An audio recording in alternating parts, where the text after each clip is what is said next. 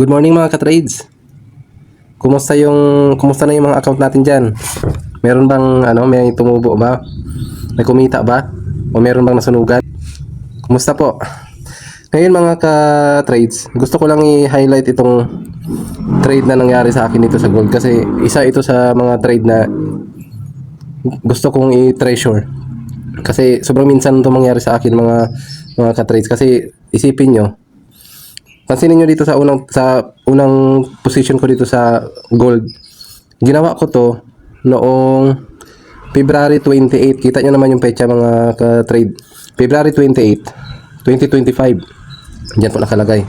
Tapos yung pangalawang position ko nandito. Ito March 12, ito March 12 din. Ito March 13. Ito yung apat na position ko sa gold, XAU USD. Ngayon, ilang araw ko nang hawak to. Pero naka-hold pa din ako kasi matibay yung fundamental na pataas pa rin si gold. Ngayon po, punta tayo dun sa ngayon mga ka-trade. Gusto ko palang bilangin kung ilang pips ba yung nahuli ko dito sa gold na to. Kasi sa almost 2 years na pagti-trade ko, pangalawang beses pa lang to nangyari sa akin na makahuli ako ng ganito kalaking move ng market. Ang unang beses na nagawa ko to nung election, yung si Donald Trump bago nanalo yung sa election, bago na declare na nanalo si Donald Trump, nakabay ako dun sa USD tsaka nakasell ako sa gold. Sobrang laki din ng profit na tumubo dun sa account ko yung time na yun. Tapos ito yung pangalawa. Ngayon mga ka-trade, pupunta tayo dun sa trading view. Dito tayo sa trading view mga ka-trade. At titingnan natin kung ilang pips nga ba yung nahuli ko sa apat na posisyon. Ito mga ka-trade Ito nag-aabang ako dito ng pullback kasi parang gusto ko magdagdag ng gusto kong skill yung position ko eh. Pero hindi pa naman huli ang lahat. Ngayon mga ka-trade, ang isang level na inaantay ko dito, kung magbigay ng pullback si gold, itong level na to.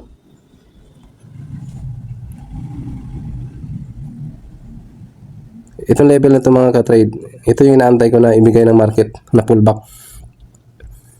Kasi kung magpo-pullback dyan si gold, willing akong magdagdag ng position ko.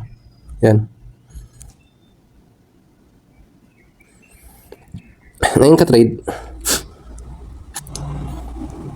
titingnan natin kung ilang pips yung nahuli natin. Sa unang position ko, wait lang.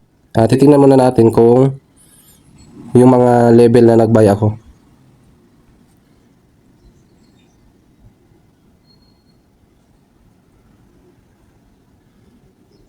Dito. Sa ilalim, dalawa dito sa bandang gitna, sa bandang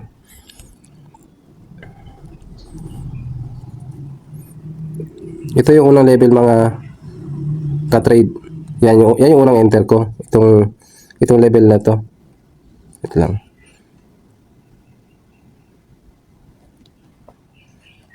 Ito lang yung pagsubok mga ka-trade pag sa cellphone kayo nagcha-charting kasi medyo mahirap nga naman talaga siya.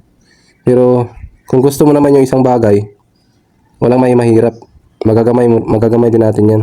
Tulad sa akin, dito lang talaga ako kasi kung magsisimula kayo sa trading, syempre hindi pa kayo kumikita. Kung ano lang yung meron, kung ano lang yung nandyan sa harapan mo, yun yung gagamitin mo. Kasi kung nagsisimula ka pa lang tapos mag-i-invest ka na sa kung ano-ano, yung laptop, yung pangpuhunan nga ay hirap pa tayo. Tapos ano-ano pa yung bibilhin natin. Depende na lang yun. Case to case naman yun. Yung iba, pinalad sila na magsimula sila sa trading na lahat ng kailangan nila na mga equipment, meron na mga gamit. Pero sa case ko naman, dahil cellphone lang yung meron ako, yun na yung pinilit ko na magamay. Hanggang ngayon, sa almost 2 years, cellphone lang talaga ako nag-trade. Ngayon, balik tayo dun sa topic bago tayo lumayo. Ito yung mga entry level ko. Tapos, ito yung pangalawa. Dito ako nakabay sa pangalawa. Yung dalawang position ko dito ako nagbuy. Dito lakihan natin. Ito yung una. Ang pangatlong position ko, ang pinakahuling position ko mga ka-trade, ito dito sa bandang tuktok. Kasi ano yan, sa all-time high yan. At alam ko na dito sa point na to, alam ko na may chance na babasagin niya yung resistant na yon. Ngayon, dito na tayo. Bibilangin natin yung ilang pips ba yung nahuli ko. Kasi malalaman naman yan dito mga ka-trade. Tulad nito. Ilang pips nga ba to? Wait lang mga ka-trade, medyo ito. Nakita nyo yung mga ka-trade. Yan o, 180.55. 180.555. Mga ganyan ka-trade. Yung wait lang, gusto ko lang i-sure. Ito, masigurado tayo dito. Ang price ngayon is nasa 3,032. 3,032. Ngayon, nag-enter ako sa 2,850. 2,850. Ngayon, 2,850. Tama ba? Wait lang mga ka-trade. Ang price ngayon nasa 3,033.27.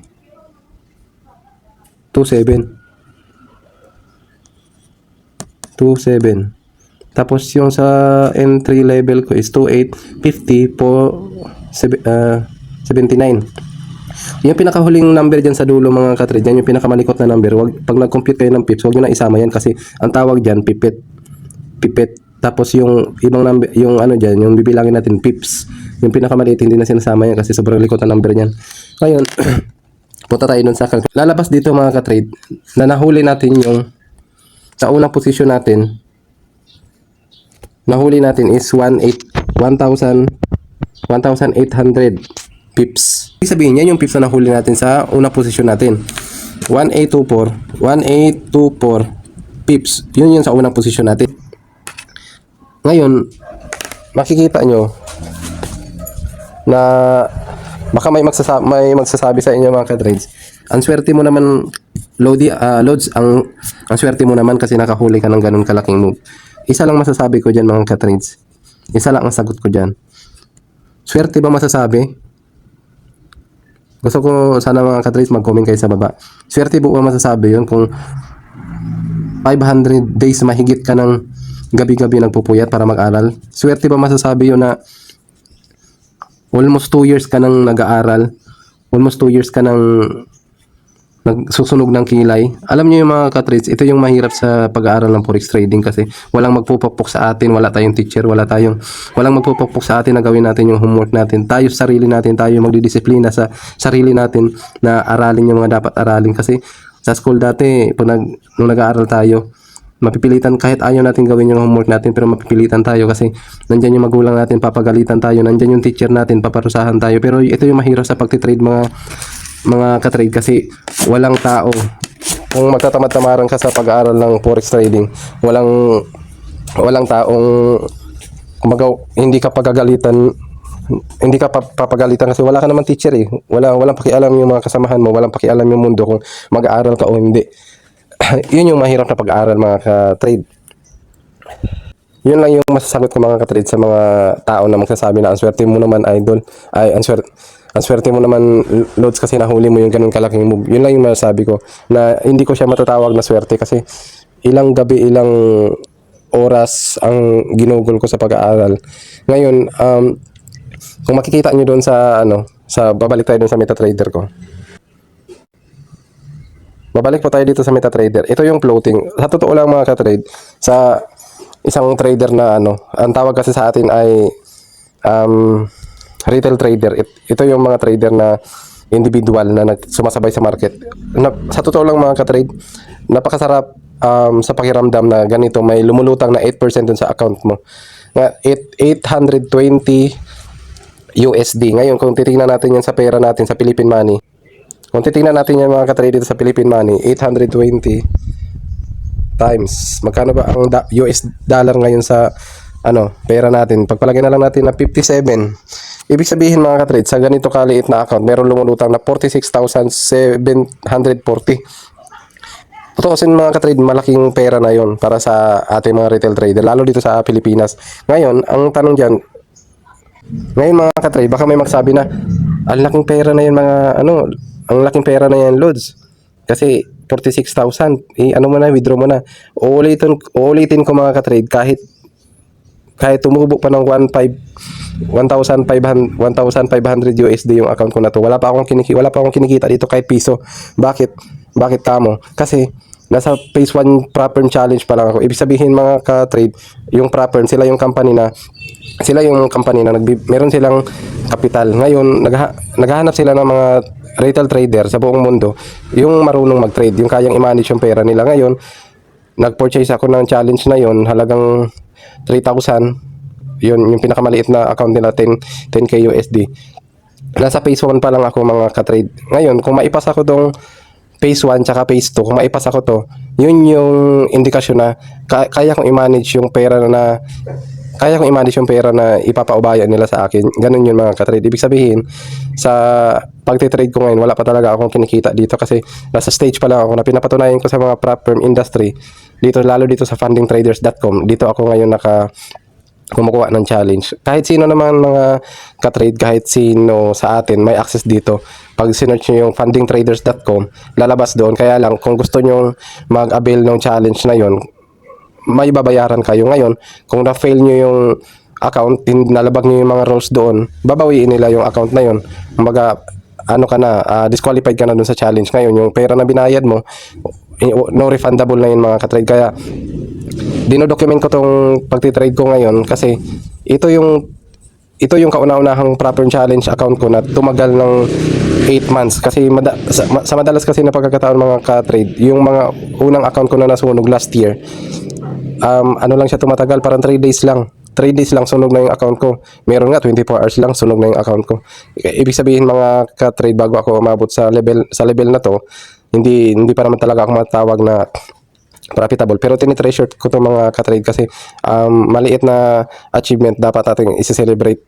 Kung walang taong susuporta sa atin mga ka-trade, bakit yung sarili natin hindi natin kayang suportahan? Sa totoo lang mga ka-trade, sa mga upload ko sa YouTube, yung mga video na ina-upload ko, ako yung number 1.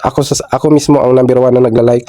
Ako mismo ang number 1 na nag-view dun sa upload na ginawa ko kasi hindi ako nag-aantay na susuportahan ako ng iba.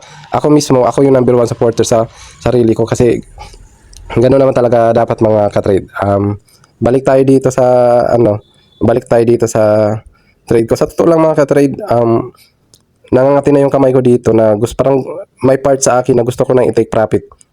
Ngayon, ito yung mahirap mga ka-trade. Mas mahirap para sa akin mga ka-trade, mas mahirap i-hold yung profit kaysa stop loss. Kasi dati kasi mga ka-trade, pag nagte-trade ako, lalo pag namumula na, lumalaki yung stop loss. Parang ayaw ko siyang bitawan. Inuurong yung stop loss ko hanggang masunog yung account ko. Ngayon, dito naman sa profit, parang kabaliktaran yung nangyari. Yung stop loss, ayaw ko siyang bitawan. Ngayon, dahil sa medyo na-trauma ako dun sa stop loss, ilang account yung nasunog.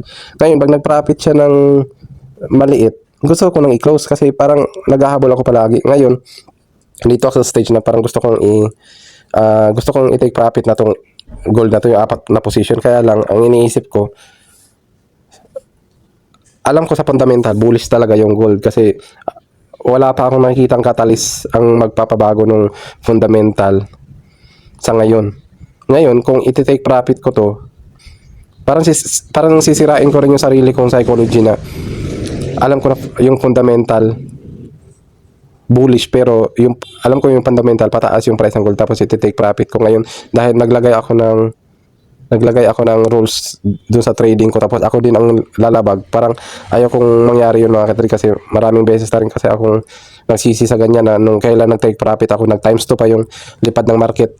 Parang ayaw kong ma-experience yun ulit. Ngayon, eto, mag-update pala ako mga ka-trade. Yung stop loss ko kahapon, dito yung nakalagay sa baba. Ngayon, inurong ko na siya. Tatlong stop loss yan mga ka-trade. Nakaurong na. Ibig sabihin, wala na akong risk dito. Ngayon, pupunta tayo dito sa silver. Yung silver ko, inurong ko na rin.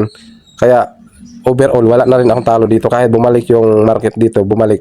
So, sungkitin niya yung stop loss ko. Okay na yun. At least, ang mahalaga, nag-profit ako. Ngayon, bago ko pala makalimutan mga ka-trade, kahapon ay March 18. 2025. Meron akong, syempre mga ka-trade, hindi lang naman profit yung i-highlight natin dito. Syempre, kahapon meron din ako na hit na stop loss, dalawa. Kung titingnan nyo dito sa history mga ka-trade, yung trade ko dito na US oil, ginawa ko tong trade na to March 13, 2025. Ibig sabihin, matagal ko rin hawak tong trade na to. Kahapon nag-stop loss siya, negative 28 ako sa account. Tapos yung CHFJPY negative 28 USD din ako dito. March 10, 2025. Ngayon, normal lang yan na ma-experience natin negative na yan. Kung titingnan nyo dito yung history, mula March 17 to March 19, yan yung history natin. Dalawa yung stop loss. Ngayon, pupunta tayo doon sa trading view. Ito. Pupunta tayo dito sa CHFJPY. Ayun, dito. Na-stop loss ako dito mga ka-trade din sa unang position ko ngayon. Dahil ang nilagay ko talaga na rules dito sa CHFJPY, bullish talaga ako sa JPY. Kasi sila lang yung central banks. Sa ngayon, sila lang yung central banks na nasa ano sila, rate hike. Nasa rate hike sila. Ngayon, rate hike cycle sila. Ngayon, yung ibang central banks, nasa ano sila, nasa rate cut sila. Ngayon, yung CHFJPY, ganun din yung ginagawa ng central banks nila. Nag-rate cut din sila. Kaya, kung paglalabanin ko yung dalawang currency, malaki talaga ang chance ito na bababa. Ang tanong ngayon, kailan? Malaki talaga ang chance ito mga ka-trade na bababa tong CHFJPY. Ngayon, ang tanong na lang nito kung kailan siya bababa. Kung kailan babagsak yung price. Kasi sa totoo lang, walang nakakaalam ko hanggang kailan to nasa taas. Ngayon mga ka-trade, ang nilagay ko na rules dito sa CHFJPY, habang tumataas siya, mas lalo ako magiging masaya na mag-sell dito. Yung unang position ko, hindi siya nag-workout. Ngayon, yung pangalawang position ko, kanya sa level high. Ngayon, ito yung pangatlong position. Yan mga ka-trade. Pag hindi yan nag-workout mga ka-trade, ngayon, 100% na ba yan bababa? Syempre hindi. May chance pa rin yan na susungkitin yung stop loss ko. At pag ginawa niya yon, ito yung next level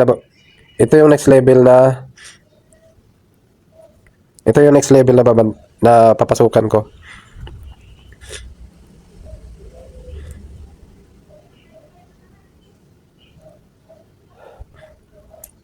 Yan yung next level mga ka-trade ng papasukan ko sa CHFJPY.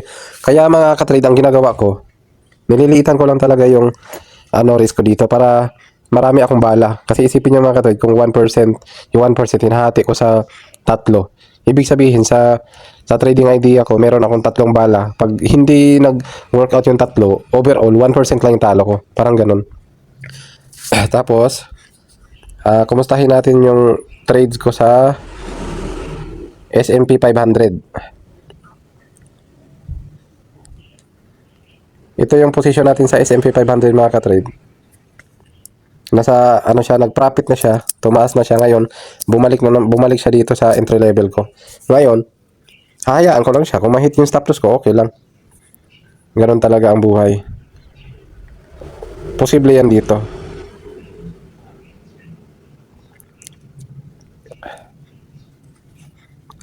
Hayaan ko lang yan. Ngayon mga ka-trade, doon naman tayo sa GBP USD.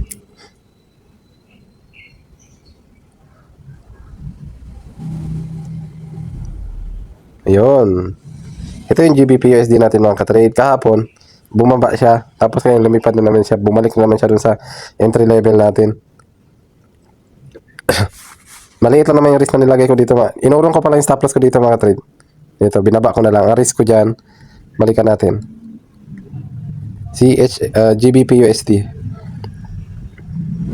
Yan. Ang risk ko dito mga ka-trade ay 29 USD. Maliit lang yan sa account natin. yung CHFJPY. Itong CHFJPY mga ka-trade, ito yung medyo malaki-laki yung risk kasi nilaparan ko kasi yung stop loss ko. Daily time frame yan mga ka-trade 43 USD. Halos kalahati ito ng 1%, ng 1%.